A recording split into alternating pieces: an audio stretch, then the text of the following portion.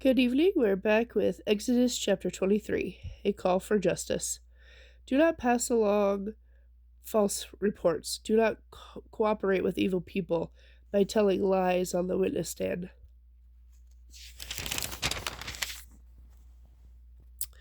Do not join a crowd that intends to do evil. When you are on the witness stand, do not be swayed in your testimony by the opinion of the majority.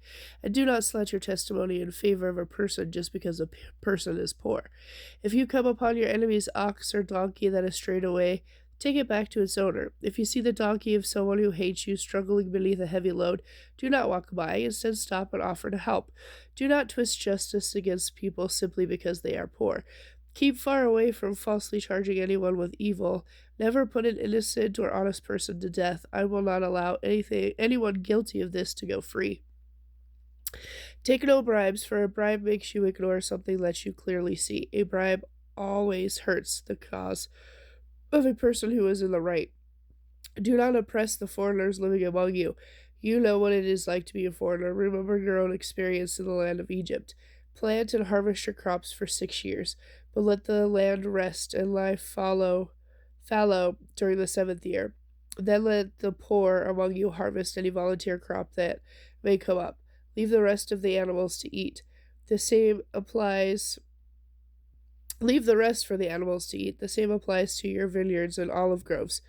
Work for 6 days and rest on the seventh. This will give your ox and your donkey a chance to rest, and will also allow the people of your household, including your slaves and visitors, to be refreshed. Be sure to obey all my instructions, and remember, never pray to or swear by any other gods. Do not even mention their names. 3 annual festivals.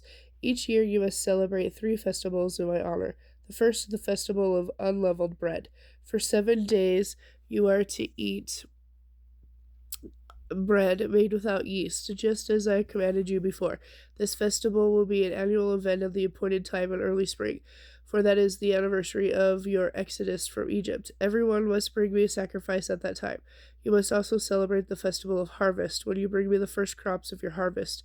Finally, you are to celebrate the harvest of the final harvest, the festival of the final harvest, at the end of the harvest season. At these 3 times each year, every man in Israel must appear before the sovereign Lord. Sacrificial blood must never be offered together with the bread that has yeast in it, and no sacrificial fat may be left unoffered until the next morning. As you harvest each of your crops, bring me a choice sample of the first day's harvest. It must be offered to the Lord your God. You must not cook a young goat in its mother's milk. A promise of the Lord's presence. See, I am sending my angel before you to lead you safely to the land I have prepared for you. Pay attention to him and obey all his instructions. Do not rebel against him, for he will not forgive your sins. He is my representative, he bears my name. But if you are careful to obey him, following all my instructions, then I will be an enemy to your enemies, and I will oppose those who oppose you. For my angel will go before you and bring you into the land of Amorites, Hittites, Perizzites, Canaanites, Hivites, and Jebusites, so you may live there, and I will destroy them. Do not worship the gods of these other nations or serve them in any way, and never follow their evil example. Instead, you must utterly conquer them and break down their shameful idols. You must serve only the Lord your God. If you do, I will bless you with food and water, and I will keep you healthy. There will be no miscarriages or infertility among your people, and I will give you long, full lives. I will send my terror upon all the people whose lands you invade, and they will panic before you. I will send hornets ahead of you to drive out the Hivites, Canaanites, and Hittites. But I will not do this all in 1 year, because the land would become a wilderness and the wild animals would become too many to control. I will drive them out a little at a time until your population has increased enough to fill the land. And I will fix your boundaries from the Red Sea to the Mediterranean Sea, and from the southern deserts to the Euphrates River. I will help you defeat the people now living in the land, and will drive them out ahead of you. Make no treaties with them, and have nothing to do with their gods, and do not even let them live among you. If you do, they will infect you with their sin of idol worship, and that would be disastrous for you. Exodus chapter 24. Israel accepts the Lord's covenant. Then the Lord instructed Moses, come up here to me, and bring along Aaron and Nadab Abihu, and 70 of Israel's leaders. All of them must worship at a distance. You alone, Moses, are allowed to come near to the Lord. The others must not come too close. And remember, none of the other people are allowed to climb on the mountain at all. When Moses had announced to the people all the teachings and regulations the Lord had given him, they answered in unison, "We will do everything the Lord has told us to do." Then Moses carefully wrote down all the Lord's instructions. Early the next morning, he built an altar at the foot of the mountain. He also set up 2 pillars around the altar, one of each of the 12 tribes of Israel, one for each of the 12 tribes of Israel.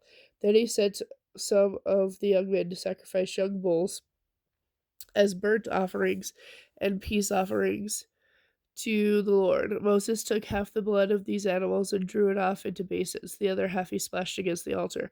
Then he took the book of the covenant and read it to the people. They all responded again, "We will do everything the Lord has commanded. We will obey." Then Moses sprinkled the blood from the basins over the people and said, "This blood confirms the covenant the Lord has made with you in giving you these laws." Then Moses, Aaron, Nadab, Abihu, and the 70 of the leaders of Israel went up the mountain.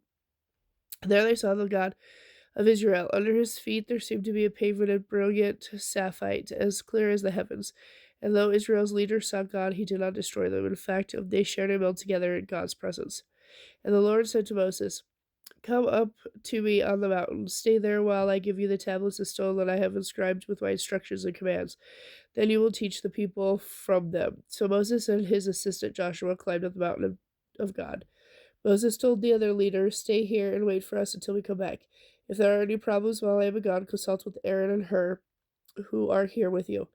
Then Moses went up the mountain, and the cloud covered it, and the glorious presence of the Lord rested upon Mount Sinai, and the cloud covered it for 6 days. On the seventh day, the Lord called to Moses from a cloud. The Israelites at the foot of the mountain saw an awesome sight.